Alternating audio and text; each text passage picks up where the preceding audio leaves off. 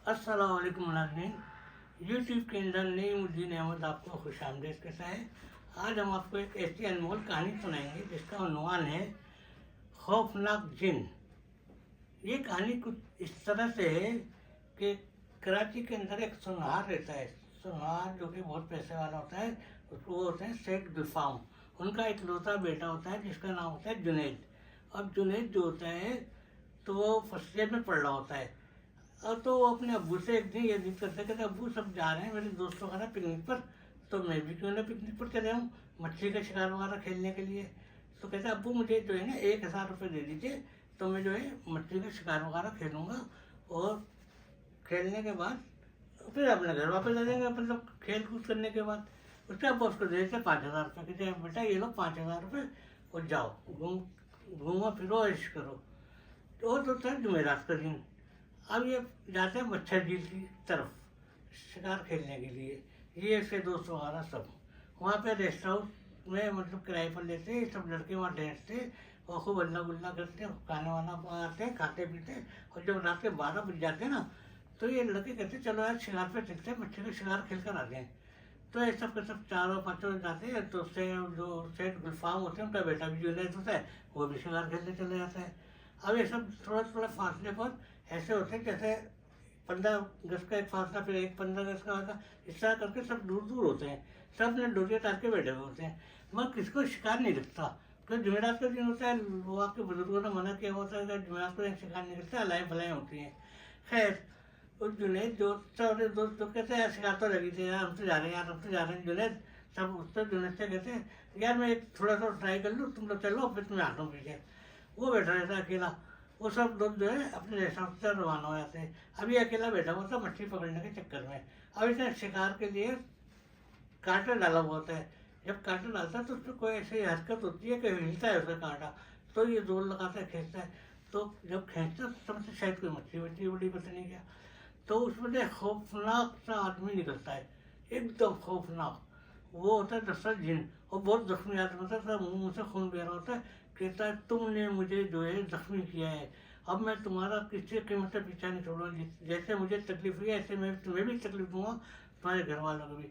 अरे ये वहाँ से कांटे वाटे डोरी सब फेंक फाक के भागता है, भाग के अपने रेस्ट हाउस में आता है। तो सब दोस्तों को बताता है यार मेरे साथ ऐसा ऐसा वाक़या, पता नहीं क्या चीज़ थी, वो खौफनाक किस्म की आवाज़ें निकाल रही थी। तो कहते मैं तुम्हारा पीछा नहीं छोड़ूंगी, कुछ भी हो, तुमने मुझे जख्मी किया है। तो वो दरअसल होता है एक जिन जो जख्मी हालत में होता है, तो खौफनाक जिन होता है। वो कहता है मैं बदला लूँगा तुमसे। खैर वो लड़का जब गया तो दूसरे रात वगैरह अपने खा रहे पी रहे होते, खेल रहे होते, फिर इसको बुखार चढ़ जाता है। सुबह 4 बजे का टाइम बुखार चढ़ता है। तो ये सब अपनी रवानगी करते कराची के लिए वापस। जब कराची आने लगते हैं तो क्या देखते हैं, कराची आने के बाद समझे कि इसकी हालत ख़राब हो जाती है, इसे बुखार नहीं उतरता है बहुत तेज। तो उसके वालिद जो होते हैं, जो सोनार का कारोबार करते हैं, लखपति आदमी होते हैं, वो एक से एक बड़े डॉक्टर को बुलाते हैं, कहते हैं देखिए मेरे बेटे को क्या हो गया, इसे बुखार नहीं उतर रहा है।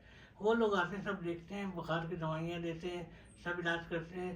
तो जब नहीं उतरता बहुत परेशान हो जाता है। तो फिर एक वहाँ मोहल्ले के लोग कहते हैं ऐसा करते हैं कि बुखार तो उसका डॉक्टर से एक डॉक्टर दिखाते कोई फ़ायदा नहीं हो रहा है, क्यों ना हम ऐसा करें किसी आलम दीन को बुलाते हैं, वो इसको जो है हो सकता है सही करते हैं अल्लाह के हुक्म से। खैर उसका बाप जो होता है आलम दीन को बुलाते हैं, आलम दीन आ जाते हैं। आने के बाद आलम दीन जो होते हैं कुछ पढ़ते हैं, पढ़ने के बाद लड़की नवसवारा देखते हैं तो जिन हाजिर होता है। तो जिन तो ये आलम दीन से जिन से बात करते हैं, भाई तुम इस बच्चे को क्यों सता रहे हो, इससे तुम्हारा क्या बिगाड़ा है। कहते नहीं इसने मुझे जख्मी किया, इसने मछली की वो डोर से ना पानी में डल दिए, मेरे मुंह में लगी, मैं खून खून हो जाऊँ, मैं नहीं छोड़ूंगा, समझे। वो कहता है तुम्हें तो इसका पीछे छोड़ना पड़ेगा।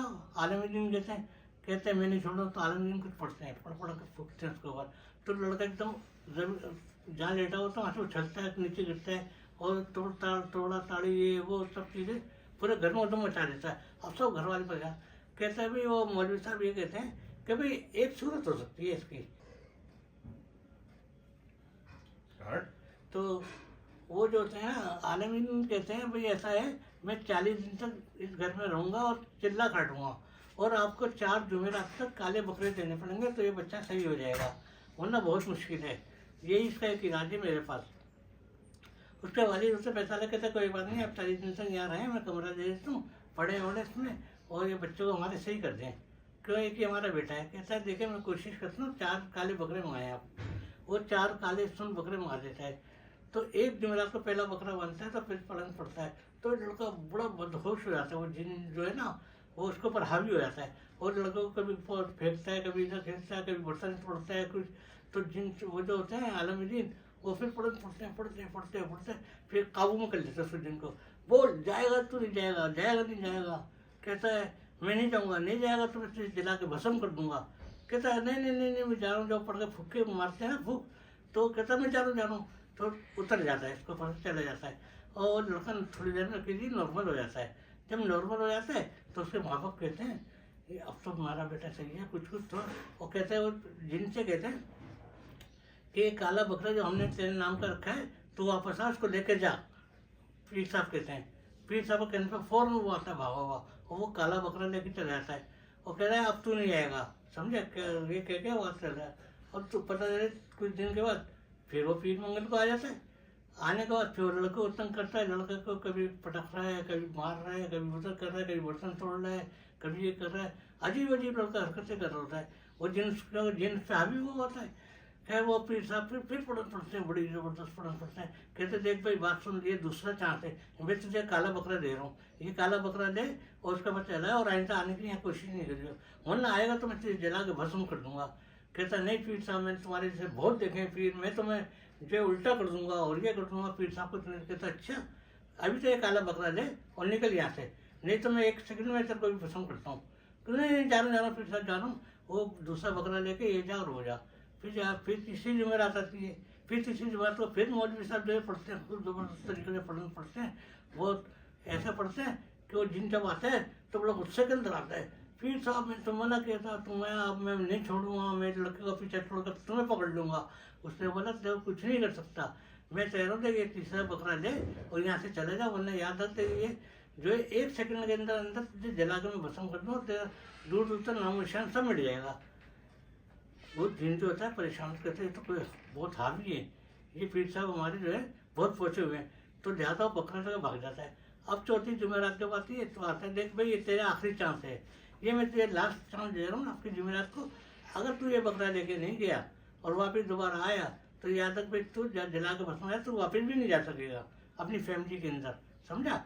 जिन एकदम घबरा जाता है। जिन कहता अच्छा जी पीर साहब मैं आपसे वादा करता हूँ अब नहीं आऊँगा, खुदा के वास्ते मेरे मिर्चियाँ लग रही है, पूरे बदन में जलन हो रही है, जो आपने पढ़ा है इसको कुछ रहम कर दे मेरे ऊपर, और मेरे बच्चे को आदत कर देता हूँ। अब मेरे बच्चों को मिलता हूँ, कहता है आप बच्चों को माफ़ कर दें, अब बच्चे से गलती हो गई थी, अब आइंदा कभी जिंदगी में इसके ऊपर नहीं आना, और अगर आया तो याद रख तेरी पूरी फैमिली को जला के भस्म कर दूंगा। जिन डर जाता है वो, फिर वो वापस चला जाता है, फिर कभी उस बच्चे के ऊपर नहीं आता। इस तरह वो खुशहाल हो जाते हैं। वो कहानी इस तरह से।